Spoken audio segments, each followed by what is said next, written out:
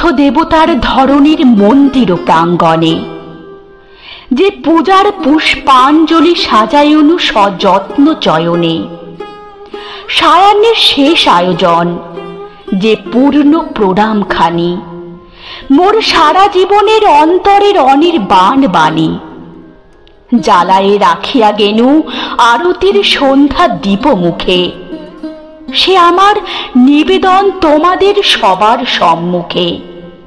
হে মোর অতিথি যত, তোমরা এসেছো এ জীবনে, কেহ প্রাতে কেহ রাতে, বসন্তে শ্রাবণ বরিশনে।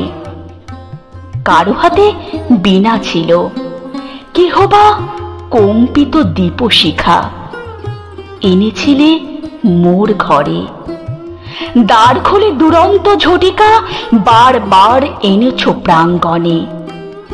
যখন গিয়েছ চলে, দেবতার পদ চিহ্ন রেখে গেছ মোর গৃহতলে।